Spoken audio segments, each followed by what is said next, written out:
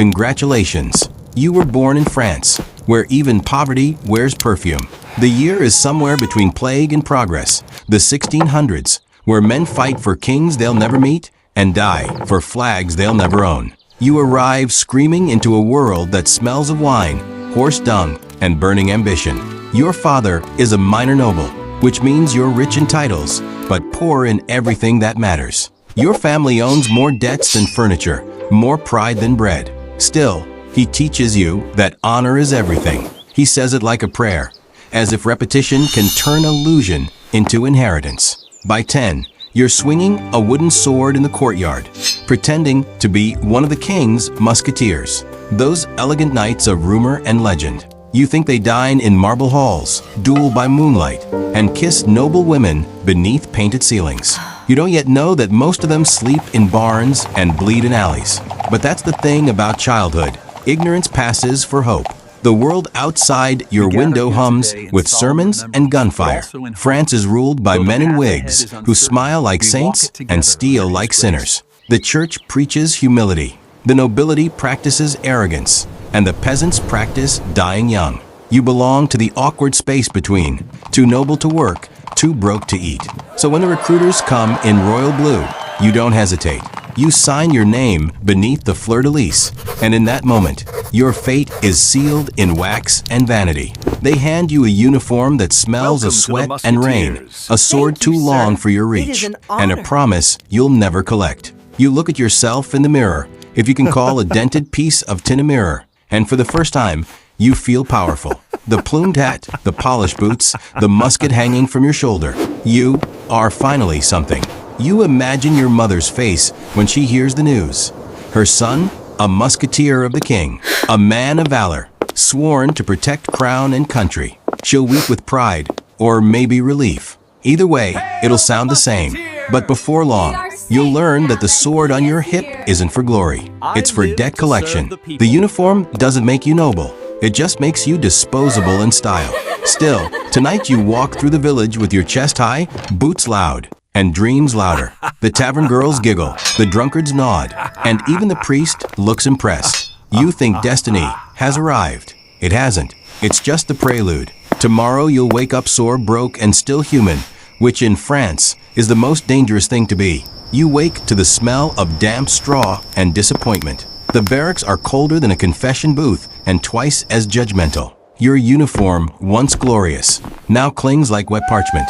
The plume on your hat droops, a visual metaphor for your new life. Around you, 20 other dreamers snore, cough, or curse in Latin. These are your brothers in arms, though the arms in question are mostly borrowed. You thought the king's musketeers dined on silver plates and poetry. Turns out, you eat salted meat that crunches like gravel and drink wine that could strip paint. Pay arrives rarely, if at all. The crown calls it patriotism. You call it starvation with better branding.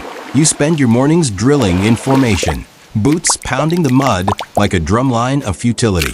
The sergeant screams words like honor and discipline, as if shouting them louder will make them true. You spend your afternoons cleaning muskets that misfire more often than they shoot, and fencing with men who dream of stabbing their creditors instead of their enemies. At night, the tavern becomes your cathedral. Cheap wine replaces communion.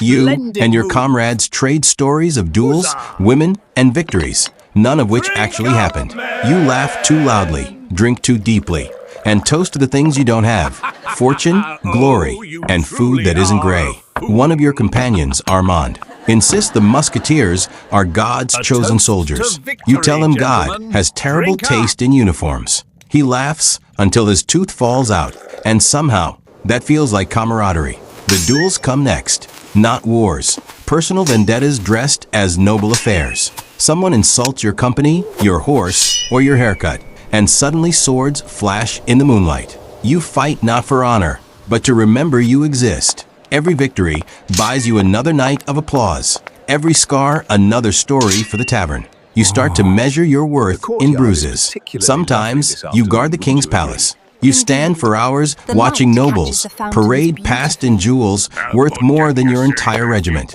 They don't look at you. To them, you're furniture with legs. Once, a passing court lady drops her glove near your boots. For a heartbeat, you think it's fate. Then she gestures for her servant to pick up.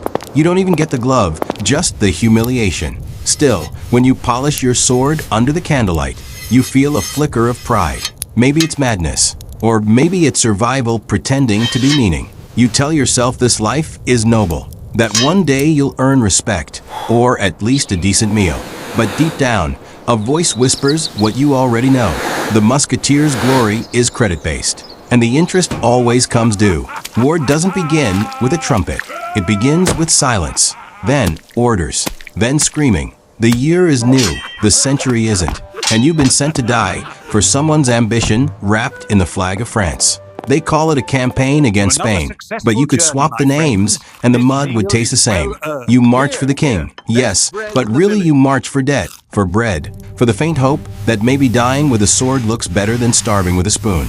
The road is endless. Mud clings to your boots like guilt. The rain falls sideways, the wind smells of smoke, and the horses look more alive than their riders. You share rations with rats and prayers with thieves. Every morning, you wake up just grateful not to be the man who didn't. When battle comes, it's chaos wearing perfume. The muskets cough smoke and sparks like dying dragons.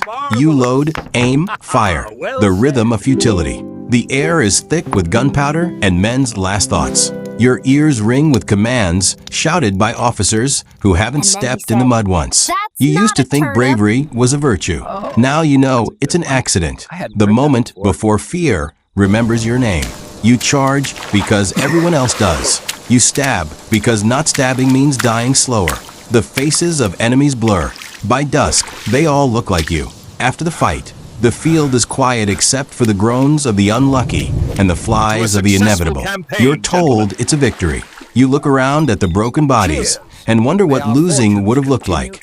Days bleed together. The noble officers dine under tents, quoting scripture while you chew on crusts. They say, France thanks you. You say nothing because your mouth is too dry to reply. They toast the king's glory while your comrades dig shallow graves. Someone carves a cross into the dirt with a bayonet. You think it's ironic, killing and blessing with the same blade. Then come the sermons. The priest tells you your suffering serves a divine plan. You look at your hands, cracked, blackened, trembling, and wonder what kind of God needs this much blood to stay entertained. You stop praying, not out of anger, but exhaustion. At night, the campfire crackles like an old joke. Armand hums an off-key tune. Someone mutters about going home. Someone else laughs, a sound too brittle to be joy. You stare into the flames and realize you don't fight for France anymore. You fight for each other, for the man next to you, for the idea that maybe this misery means something if you survive to tell it. But deep down, you already sense the truth. Glory is a story written by survivors with clean hands. The war ends not with triumph, but with paperwork. One morning, an officer in lace sleeves declares peace, as if words could disinfect memory. The dead stay where they are. The living return to Paris, thinner, quieter, pretending to have won something. You arrive with your uniform faded, your boots ruined, and your faith misplaced. Paris looks the same, but you don't. The city smells of bread and perfume, of life that moved on without you. Somewhere, musicians play for nobles who think war is an opera they attended. The cheers in the streets sound almost sincere. You head for the tavern, where all forgotten heroes go to age out of relevance. Inside, the air is thick with smoke, laughter, and lies. Every musketeer has a story. The time they saved a duke, the duel that made a legend, the kiss that still burns. You listen, nod, and raise your cup like a believer at Mass. You've learned that truth ruins a good tale. Your pay arrives late, as usual. When it does, it's half what was promised. You ask the clerk about the missing portion. He tells you the king is grateful. Gratitude, apparently, is worth several coins. You'd argue, but hunger is louder than pride. So you spend it on cheap wine and new boots, because a musketeer must always look ready for glory, even if he can't afford it. The duels return. Not against enemies this time, but against boredom. Men challenge each other over spilled wine, crooked smiles, or misplaced honor. You've learned to read the rhythm of dying. One insult, two steps, one flick of the wrist. You stop counting victories. You start counting friends who don't show up to drink. At night, you walk past the Louvre. its marble glowing like frozen moonlight. You used to guard those walls with awe. Now they feel like tombstones. The king's portrait hangs inside, surrounded by gold leaf and hypocrisy. You catch your reflection in the window, gaunt, scarred, older than your years. The plumed hat that once made you proud now feels like a costume from a play that ended long ago. Still, there's comfort in ritual. You lift a glass to your reflection and whisper, "To France," knowing full well she never loved you back. The wine burns your throat but warms your chest, the closest thing to faith you have left. Armand once said the king's favor is eternal. He died last winter, coughing blood in a rented room.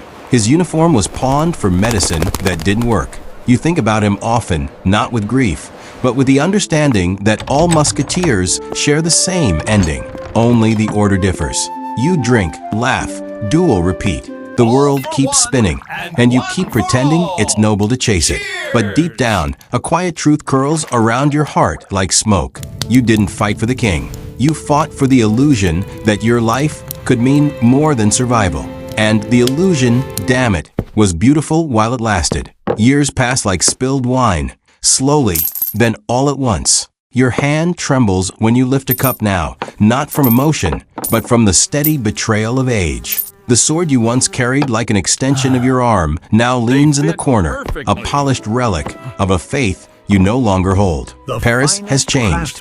The muskets are louder, the men younger, the loyalty cheaper. The taverns still smell of sweat and boasting, but no one sings the same songs anymore. The new soldiers wear powdered wigs and talk of science instead of saints. They laugh when they hear your stories, thinking them myths from a primitive time. They're not wrong. You're a fossil in plumed cloth. Sometimes they ask you what it was like to be a musketeer. You smile the kind of smile that hides both pride and regret. You tell them it was glorious, because the truth would sound like bitterness. They clap you on the back and call you old hero, not knowing how heavy those two words can be. You live in a rented attic now, the kind of place where the ceiling leaks, but the dreams don't. Each morning, you polish your sword, not to fight, but to remember. The blade catches the light like memory, sharp, fleeting, and never where you expect it. You run your finger along the edge and whisper the old motto, one for all for one. You still believe in it, though not in the way you used to. It's no longer a call to arms. It's a quiet prayer for those who made it home and those who didn't. On rare days, you stroll through the streets, hat tucked low. You pass statues of kings you once bled for, now covered in bird droppings and irony. You pass young lovers who look at each other the way you once looked at victory, as if it would last forever.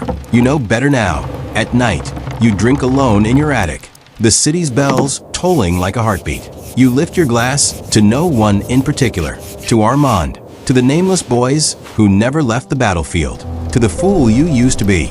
The wine is sour, but it still burns. You realize finally that the Musketeers never guarded France. They guarded the idea of her, a dream too proud to die, too cruel to live. You were born into that dream, served it, survived it, and now at the end, you can see it for what it always was, a poem written in someone else's ink.